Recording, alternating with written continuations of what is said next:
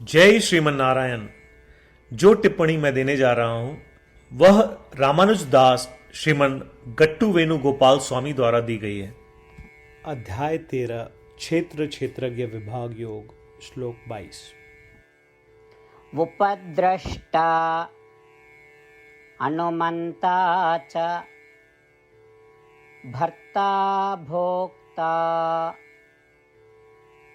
महेश्वरः परमात्मेति च अप्युक्तो देहेऽस्मिन् पुरुषः परः। ओम।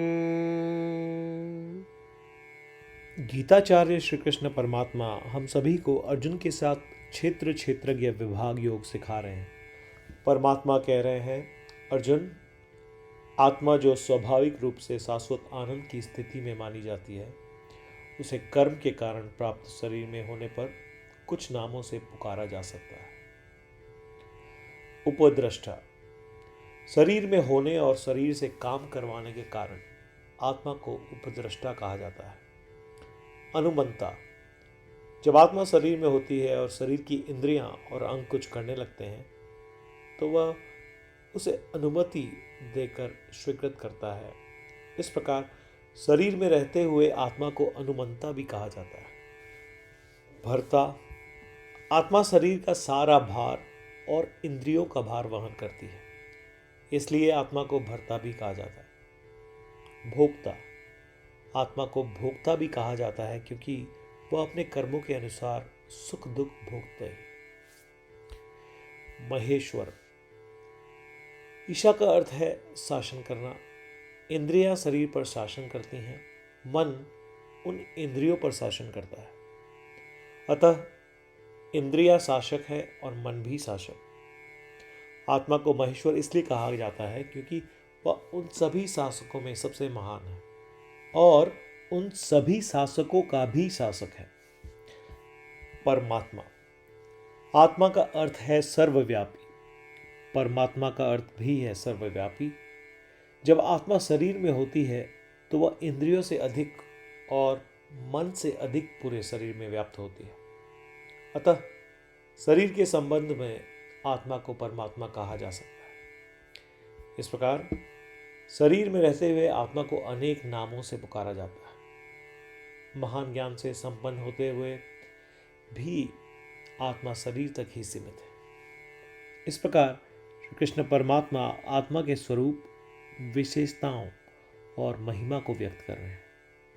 श्री कृष्ण परमात्मा हमें बार बार याद दिला रहे हैं कि जब तक हम शरीर में हैं, जब तक हम शरीर से कैसे बंधे हुए हैं और हमें इन शारीरिक आसक्तियों और जन्म मृत्यु के चक्र से मुक्त होने के साधन प्रदान करके मुक्ति की ओर मार्गदर्शन कर रहे हैं।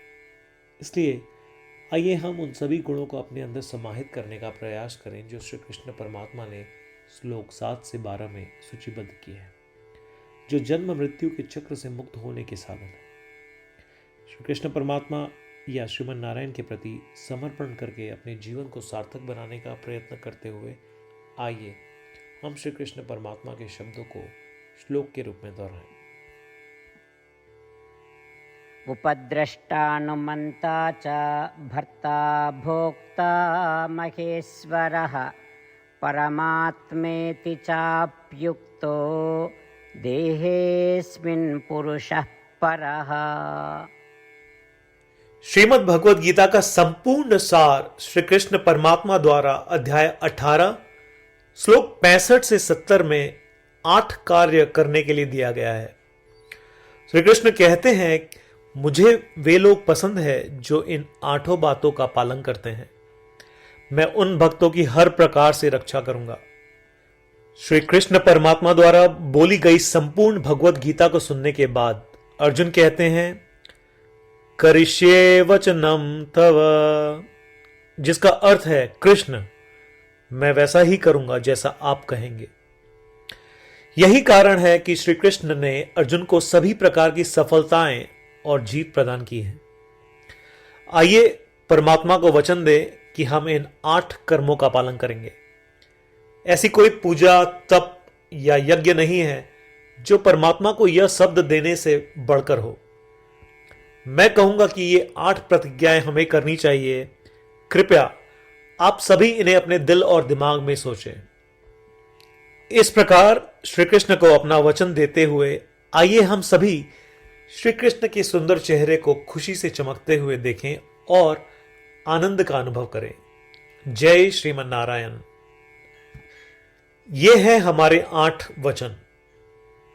हमारा पहला वचन, हे श्रीमन नारायण, जैसा आपने निर्देश दिया मैं हमेशा आपका ध्यान करूंगा और आपके बारे में सोचूंगा। हमारा दूसरा वचन, हे श्रीमन नारायण, जैसा कि आपने सलाह दी मैं हमेशा आपका भक्त रहूंगा। हमारा तीसरा वचन, हे श्रीमन नारायण, मैं अपने सभी कार्य आपकी सेवा के रूप में और आपकी संतुष्टि के लिए करूंगा। हमारा चौथा वचन, हे श्रीमन नारायण, जैसा कि आपने अनुसरण करने के लिए कहा था, मुझे पूरा विश्वास है कि मैं आपका हूं और मैं हमेशा अपने हाथ जोड़ूंगा और आपको नमस्कार करूंगा। हमारा पांचवा वचन, हे श्रीमन नारायण, मुझे आपके शब्द मामेकम शरणम व्रज याद आते हैं जो आपने सिर्फ और सिर्फ आपको ही समर्पण करने को कहा था। श्रीमन नारायण, मैं केवल आपके प्रति समर्पण करता हूं। हमारा छठा वचन, हे श्रीमन नारायण, मुझे आपके शब्द मां शुचः याद आते हैं कि आप हमें शोक न करने का आश्वासन दे रहे हैं। मैं अब शोक नहीं करूंगा। हमारा सातवां वचन, हे श्रीमन नारायण, आपने हमारे लिए श्रीमद् भगवद गीता देकर हम सभी पर कृपा की है और आशीर्वाद दिया है। मैं कम से कम एक श्लोक पढ़ने या सुनने का वादा करता हूं। हमारा आठवां वचन, हे श्रीमन नारायण, आपने सारी मानवता को गीता प्रदान की। मैं गीता में आपके दिव्य शब्दों को उन भक्तों तक फैलाने का प्रयास करूंगा जो गीता से अपरिचित हैं। हमने अभी अभी परमात्मा को 8 वचन दिए हैं। प्रतिदिन श्रीमन नारायण को यह वचन देना कि हम वैसा ही करेंगे जैसा वे कहेंगे, अपने आप में एक महान पूजा है। आइए हम उसे अपने अटल विश्वास के साथ अपना वचन दें। श्रीमन नारायण करिष्ये वचनम तव, जिसका अर्थ है, श्रीमन नारायण, मैं आपके निर्देशों के अनुसार कार्य करूंगा। सर्वम श्री कृष्णार्पणमस्तु। जय श्रीमन नारायण। उपद्रष्टा अनुमन्ता च भर्ता भोक्ता महेश्वरः परमात्मेति च अप्युक्तो देहेऽस्मिन् पुरुषः परः।